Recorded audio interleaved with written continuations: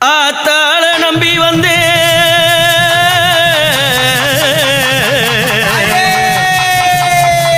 அம்மா உனக்கு பணி செய்து வந்தே அம்மாவை நம்பி வந்தே உனக்கு ஆனந்தமா பாடி வந்தேன் உத்தமியும் கோவில் கொண்டா நடல காட்டில உத்தமியும் கோவில் கொண்டா நடல காட்டில பத்தினிக்கு சிலைய வச்சேன் எந்தன் வீட்டில இந்த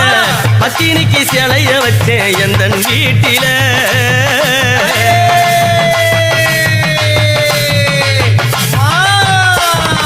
பூஜையிட்டு பணி புரிந்த நங்காளம்மா தாயே